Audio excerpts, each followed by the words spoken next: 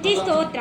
हाँ, भजन संहिता 118 का 18 से लेके 21 तक पढ़ती थी। कौन सा रास्ता कौन सा दरवाजा। 118ನೇ ಕೀರ್ತನೆ 18ರಿಂದ 21 ಓದಿಕೊಂಡು ನೋಡಿ. आपने वो गीत सुना होगा, I will enter his gates with thanksgiving in my heart, I will enter his courts with praise.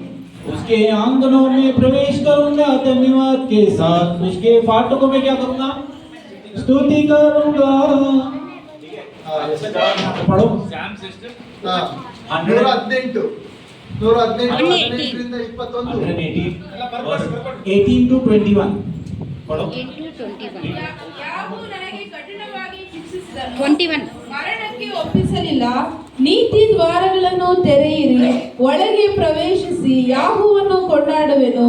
ಇದು ಯೆಹೋವನ ಮಂದಿರ ದ್ವಾರವು, ಇದರೊಳಗೆ ಪ್ರವೇಶಿಸತಕ್ಕವರು ನೀತಿವಂತವರೇ. अब आपकी सभी प्रार्थना का जवाब मिल सकता है आपको. ಈಗ ಇವೆಲ್ಲ ವಾಕ್ಯದ ಬೆಳಕಿನಲ್ಲಿ ನಿಮ್ಮ ಪ್ರಾರ್ಥನೆಗೆ ನಿಮ್ಮ ಪ್ರಶ್ನೆಗಳಿಗೆ ಜವಾಬು ಸಿಗುತ್ತಿಲ್ವಾ? बस 1 घंटे के लिए हालेलुया बोलना है. कोई ज्यादा प्रार्थना करना है क्या?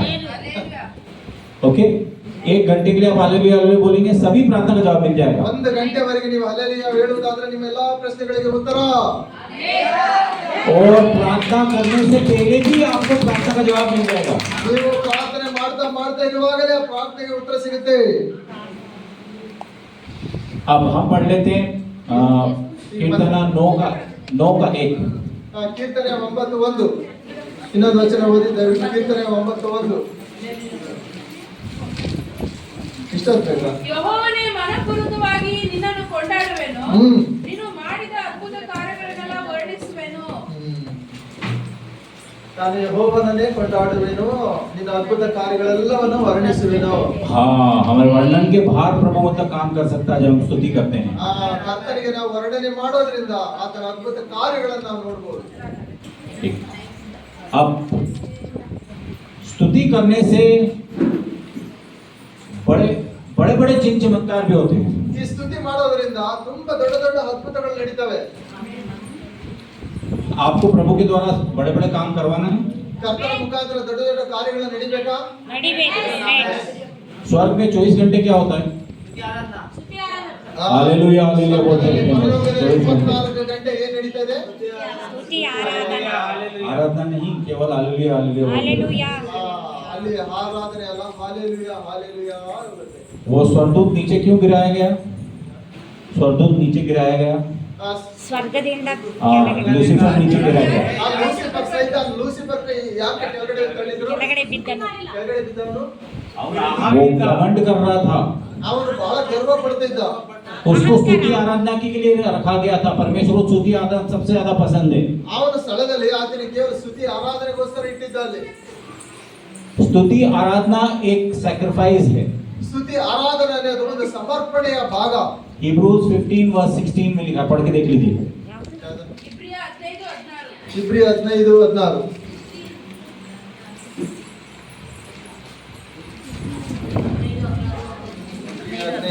ಓದಿ. ಇಬ್ರಿಯ 15:16 ಇಲ್ಲ.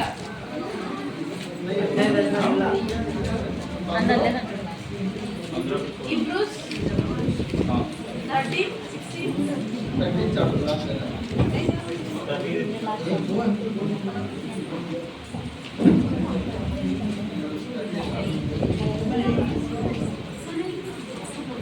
ಫಿಫ್ಟೀನು 13:15.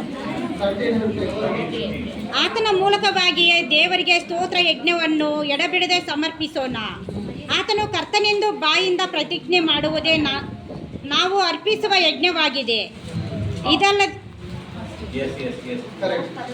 13 ಇಬ್ರಿಯರಿಗೆ 13:15 ವಚನ. ಅದೇ ಕರೆಕ್ಟ್. तो सबसे ज्यादा परमेश्वर को क्या पसंद है? ಸ್ತುತಿ ಆರಾಧನಾ. ಮುಖ್ಯವಾದಂತ ಮೆಚ್ಚುಗೆ ಆದಂತದ್ದು ದೇವರಿಗೆ ಏನು? ಸ್ತುತಿ. पहले जानवरों का बलिदान चलता था, बकरे का, गेंडे का बलिदान चलता था, गाय का बलिदान चलता था, पर तो उससे ज्यादा उत्तम बलिदान कौन सा है? ಅದೆಲ್ಲ ದೇವರಿಗೆ ಏನ್ ಮಾಡ್ತಿದ್ರು? ಪ್ರಾಣಿ ಪಶು ಪಕ್ಷಿಗಳನ್ನ ಅರ್ಪಣೆ ಮಾಡಿ ಆ ಹೋಮಗಳನ್ನ ಮಾಡ್ತಾ ಇದ್ರು. ಆದ್ರೆ ದೇವರಿಗೆ ಯಾವಾಗಲೂ ಹೆಚ್ಚಿನದಾದಂತ ಅರ್ಪಣೆ ಯಾವುದು? हाँ, बाइबल में पढ़ा था मैं. Psalm 69 verse 30 to 34. ನೋಡ್ರಿ अब 69 69ನೇ ಕೀರ್ತನೆ कीर्तन है 69 69ನೇ ಕೀರ್ತನೆ 39 हाँ ಒಪ್ಪತ್ತಿಲ್ಲ 22:39. ನೋಡಿ. ನಾನು 32 ನಾನು ಸಂಕೀರ್ಸುತ್ತಾ ದೇವರ ನಾಮವನ್ನು ಕೊಂಡಾಡುವೆನು, ಕೃತಜ್ಞತಾ ಸ್ತುತಿಯಿಂದ ಘನಪಡಿಸುವೆನು. ಇದು ಯೆಹೋವನಿಗೆ ಕೊಂಬು ಗೊರಸುಗಳುಳ್ಳ ಎಳೆ ಹೋರಿಗಳ ಯಜ್ಞಕ್ಕಿಂತ ಬಹು ಪ್ರಿಯವಾದದ್ದು. ದೀನರು ಇದನ್ನು ನೋಡಿ ಹರ್ಷಿಸುವರು, ದೇವರ ದರ್ಶನವನ್ನು ಅಪೇಕ್ಷಿಸುವವರೇ ನಿಮ್ಮ ಆತ್ಮವು ಉಜ್ಜೀವಿಸಲಿ. ಯೆಹೋವನು ಬಡವರ ಮೊರೆಗೆ ಲಕ್ಷ್ಯ ಕೊಡುವನು, ಸೆರೆಯಲ್ಲಿರುವವರ ತನ್ನವರನ್ನು ತಿರಸ್ಕರಿಸುವುದಿಲ್ಲ. ಆಮೆನ್. Right Yes.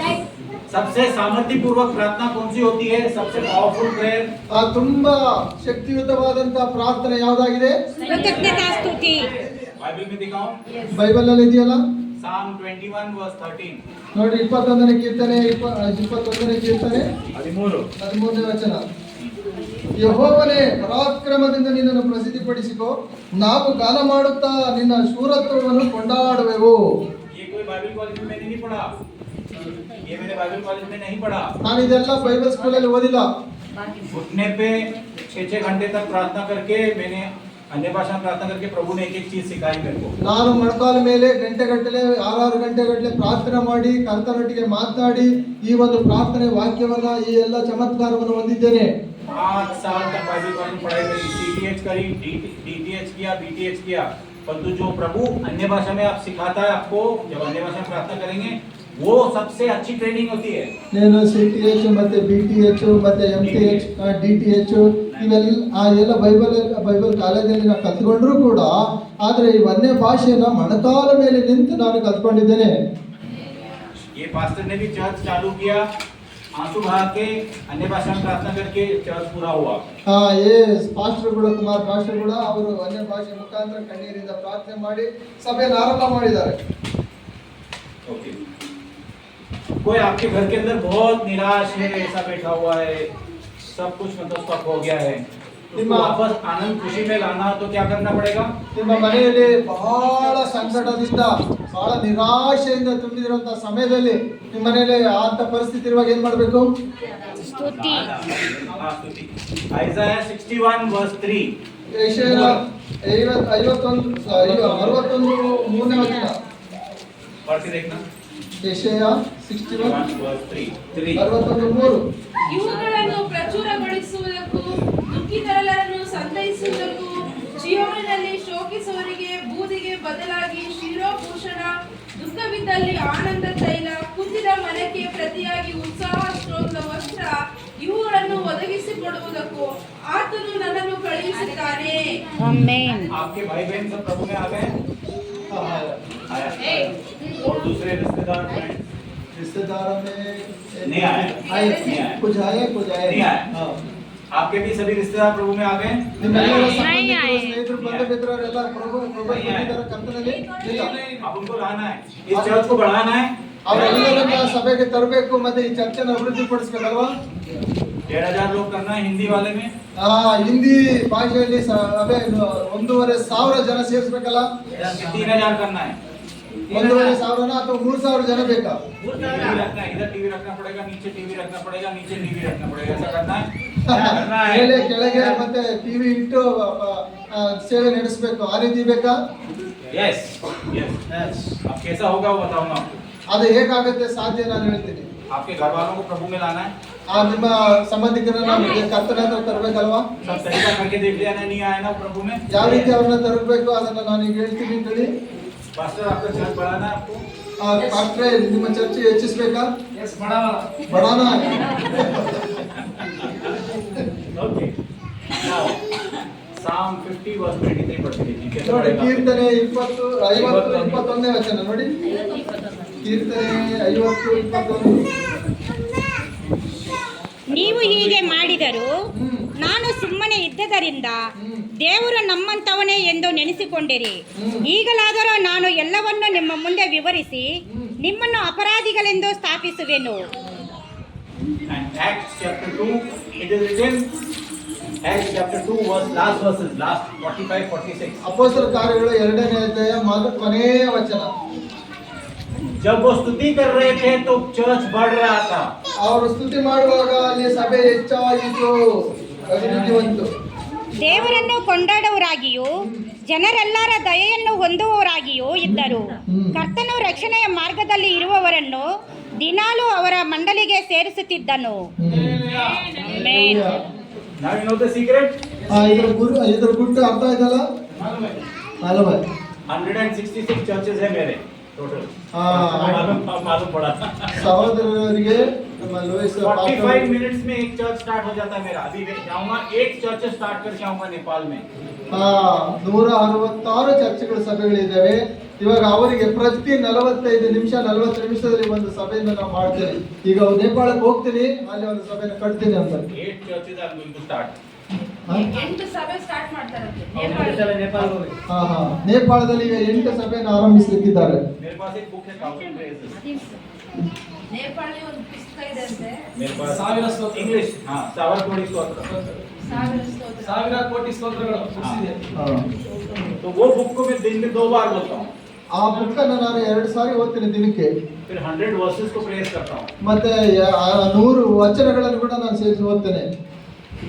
ऐसे करके 1600 प्रेस हो जाता है.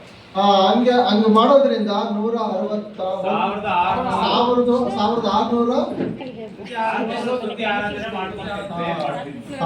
1600 ಸ್ತುತಿ ಆರಾಧನೆಯನ್ನು ಹಾಡ್ತೇನೆ. अब जब परमेश्वर आपके साथ खड़ा होगा चट्टान के साथ, तो कोई चट्टान को तोड़ सकता है क्या? ಆಗ ಕರ್ತನು ನಮಗೆ ಬಲವಾದ ಶಕ್ತಿ ದರ್ಶನವಾಗಿ ನಮ್ಮ ಮಧ್ಯದಲ್ಲಿ ನಿಂತ್ರೆ, ನಮ್ಮ ಹತ್ರ ನಿಂತ್ರೆ ಅದನ್ನ ಯಾರಾದ್ರೂ ಆ ಕಂಬವನ್ನು ಹೊಡೆಯಕ್ಕಾಗುತ್ತಾ, ಬೀಳ್ಸಕ್ಕಾಗುತ್ತಾ? Psalm 18 verse 46 to 50.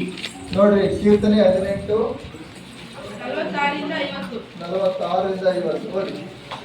ಕೀರ್ತನೆ 18 46 ರಿಂದ 50. ಕೀರ್ತನೆ 18. ಯೆಹೋವನು ಚೈತನ್ಯ ಸ್ವರೂಪನು, ನನ್ನ ಶರಣನಿಗೆ ಸ್ತೋತ್ರ. ನನ್ನನ್ನು ರಕ್ಷಿಸುವ ದೇವರಿಗೆ ಕೊಂಡಾಟ. ಆತನು ನನ್ನ ಶತ್ರುಗಳಿಗೆ ಪ್ರತಿದಂಡನೆ ಮಾಡುವ ದೇವರು. ಜನಾಂಗಗಳನ್ನು ನನಗೆ ಅಧೀನಪಡಿಸುತ್ತಾನೆ. ಶತ್ರುಗಳಿಂದ ನನ್ನನ್ನು ಬಿಡಿಸುವಾತನೇ. ನೀನು ನನ್ನನ್ನು ನನ್ನ ಎದುರಾಳಿಗಳಿಗೆ ತಪ್ಪಿಸಿ ಉನ್ನತಪಡಿಸುತ್ತಿ. ಬಲಾತ್ಕಾರಿಗಳಿಂದ ನನ್ನನ್ನು ರಕ್ಷಿಸುತ್ತಿ. ಈ ಕಾರಣದಿಂದ ಯೆಹೋವನೇ, ಅನ್ಯ ಜನಗಳ ಮೊದಲಲ್ಲಿ ನಿನ್ನನ್ನು ಸ್ತುತಿಸುವೆನು, ನಿನ್ನ ನಾಮವನ್ನು ಸಂಕೀರ್ತಿಸುವೆನು. ಆತನು ತಾನು ನೇಮಿಸಿದ ಅರಸನಿಗೋಸ್ಕರ ವಿಶೇಷ ರಕ್ಷಣೆಯನ್ನು ದಯಪಾಲಿಸುವನಾಗಿದ್ದಾನೆ. ತಾನು ಅಭಿಷೇಕಿಸಿದ ದಾವೀದನಿಗೂ ಅವನ ಸಂತತಿಯವರಿಗೂ ಸದಾಕಾಲ ಕೃಪೆಯನ್ನು ಅನುಗ್ರಹಿಸುವನಾಗಿದ್ದಾನೆ.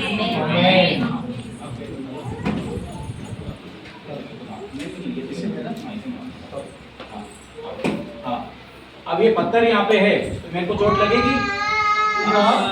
ಅಲ್ಲಿದೆ, ಬಂಡೆ ಇದೆ ಅಲ್ಲಿ. ಇವಾಗ ಆ ಬಂಡೆಗೆ ನಾನು ಹೊಡೆದಿದ್ದೀನಿ, ಅವರಿಗೆ ನೋವಾಯ್ತಾ? ಇಲ್ಲ. तो परमेश्वर आपके साथ स्तुति करेंगे तो परमेश्वर खड़ा हो जाएगा वहाँ पे. ನೀವು ಸ್ತುತಿ ಮಾಡಬೇಕಾದ್ರೆ कर सकता है? ದೇವರನ್ನ ನೀವು ಸ್ತುತಿ ಮಾಡುವಾಗ ನಿಮ್ಮ ಮಧ್ಯದಲ್ಲಿ ಆ ಥರ ಈ ರೀತಿಯಾಗಿ ನಿಂತಿದ್ರೆ ನಿಮಗೆ ಯಾರಾದ್ರೂ ಮುಟ್ಟಕ್ಕಾಗುತ್ತಾ? मैं अमेरिका के 2 हेलीकॉप्टर नीचे लेके आया, उसके बाद अमेरिका राष्ट्रपति को लिख के भेजा, आपके 2 हेलीकॉप्टर नीचे लेके आया हूँ. ನಾನು अमेरिका के 2 हेलीकॉप्टर नीचे लेके आया, उसके बाद अमेरिका के राष्ट्रपति को लिख के भेजा मैंने कि आपके 2 अपाचे हेलीकॉप्टर मैं नीचे लेके आया हूँ. ಅಮೆರಿಕದಲ್ಲಿ ಆ ರಾಷ್ಟ್ರಪತಿಗೆ ನಾನು ಕರೆದು ಹೇಳಿದ್ದೇನೆ, 2 ಹೆಲಿಕಾಪ್ಟರ್ಗಳನ್ನು ನಾನು ಕೆಳಗಡೆ ಇಳಿಸ್ತಾ ಇದ್ದೇನೆ ಎಂಬುದಾಗಿ ನಾನು ಮತ್ತೆ ಲೆಟರ್ ಬರೆದು ಅವ್ರಿಗೆ ಕಳಿಸಿದ್ದೇನೆ. आप ऐसा कर सकते हैं? ನಾವು ಆ ಥರ ಮಾಡೋಕ್ಕಾಗುತ್ತಾ? ನೀವು ಆ ಥರ ಮಾಡೋಕ್ಕಾಗುತ್ತಾ? यस. हाँ. क्या प्रभु यीशु मसीह पिता परमेश्वर पवित्र आत्मा ताकत है? ತಂದೆ ಮಗ ಪವಿತ್ರ ಆತ್ಮ ಇವರಲ್ಲಿ ಶಕ್ತಿ ಇದೆಯಲ್ಲ? नो. ಇಲ್ಲ ಅಂತೆ. नो. ಇಲ್ಲ नो. ಇಲ್ಲ. नो. अच्छा, हम पढ़े वचन से बताता हूँ मैं. मैथ्यू 28 वर्स 18-19 पढ़ के देखो. ಮತ್ತಾಯ ಸುವಾರ್ತೆ 28 19 20 ವಚನ ನೋಡಿ. ಯೇಸು ಹತ್ತಿರಕ್ಕೆ ಬಂದು, ಪರಲೋಕದಲ್ಲಿಯೂ ಭೂಲೋಕದಲ್ಲಿಯೂ ಎಲ್ಲ ಅಧಿಕಾರವು ನನಗೆ ಕೊಡಲ್ಪಟ್ಟಿದೆ. ಎಲ್ಲಾ ದೇಶಗಳ ಜನರನ್ನು ಶಿಷ್ಯರನ್ನಾಗಿ ಮಾಡಿರಿ. ಅವರಿಗೆ ತಂದೆಯ ಮಗನ ಪವಿತ್ರಾತ್ಮನ ಹೆಸರಲ್ಲಿ ದೀಕ್ಷಾಸ್ನಾನ ಮಾಡಿಸಿ, ನಾನು ನಿಮಗೆ ಆಜ್ಞಾಪಿಸಿನೆಲ್ಲ ಕಾಪಾಡಿಕೊಳ್ಳುವುದಕ್ಕೆ ಅವರಿಗೆ ಉಪದೇಶ ಮಾಡಿರಿ. ನೋಡಿರಿ, ನಾನು ಯುಗದ ಸಮಾಪ್ತಿವರೆಗೂ ಎಲ್ಲಾ ದಿವಸ ನಿಮ್ಮ ಸಂಗಡ ಇರುತ್ತೇನೆ ಎಂದು ಹೇಳಿದನು. पिता पुत्र पवित्र आत्मा किसके अंदर रह रहा है? ಪವಿತ್ರ ಆತ್ಮ ಯಾರಲ್ಲಿ ठीक ಇದೆ? है, किसके अंदर है? ಇದ್ರೊಳಗೆ स्वर्ग और पृथ्वी का अधिकार किसके पास है? यीशु के पास। ಅಧಿಕಾರ ಯಾರ ಹತ್ರ ಇದೆ? यीशु के पास। किसके पास है? ಇದು ನಿಮ್ಮೊಟ್ಟಿಗೆ ಇದೆ. क्या प्रभु यीशु के पास है? ಈಗ ಯೇಸು ಕ್ರಿಸ್ತನಲ್ಲಿ ಇದೆಯಾ? नहीं, हमारे पास है। आपके पास है। पिता पवित्र आत्मा के पास है? ಪವಿತ್ರ ಆತ್ಮನೊಟ್ಟಿಗೆ ಇದೆ. नहीं। और प्रभु यीशु के पास है क्या? ಕುಮಾರನಾದ ಯೇಸು आपके पास है। ಸಹೋದರೊಟ್ಟಿಗೆ ಇದೆ ಅನ್ಕೊಳ್ಳಿ. तो जो आप स्तुति करके प्रभु से आंसू बहा के बोलोगे तो प्रभु करेगा कि नहीं? ಆ ಕಣ್ಣೀರಿಂದ ನೀವು ಕರ್ತನ ಕೇಳಿದ್ರೆ ದೇವರು ಮಾಡ್ತಾನೆ ಇಲ್ವಾ? अब ताकतवर कौन हुआ? आप हुए कि परमेश्वर हुआ? ಈಗ ತಾಕತ್ತು ಶಕ್ತಿ ಯಾರಲ್ಲಿದೆ? ದೇವರ ಹತ್ರ ಇತ್ತು, ನಿಮ್ಮ ಹತ್ರ ಇದೆಯಾ? क्योंकि जीवित परमेश्वर कहाँ रह रहा है? ಅಲ್ಲಿ ಜೀವ ದೇವರು ಎಲ್ಲಿದ್ದಾನೆ? ನಿಮ್ಮ ಹತ್ರ ಇದೆ. समझ में आया? ऊपर तो नहीं रह रहा है ना? ಮೇಲ್ಗಡೆ ಇದ್ದಾರಾ? ये तो वास्तव बोलता हूँ आपको छत के ऊपर बिठा के प्रार्थना करने के लिए। ಇಲ್ಲ ಅಂದ್ರೆ ನೀವು ಆ ಒಂದು ಮೇಲ್ಛಾವಣಿಯಲ್ಲಿ ನಿಂತು ಪ್ರಾರ್ಥನೆ ಮಾಡೋದ್ರಿಂದ ಮಾತು ಹೇಳ್ತಾರೆ. समझ में आया आपको? ನಿಮ್ಗೆ ಅರ್ಥ ಆಯ್ತಲ್ಲ? Okay next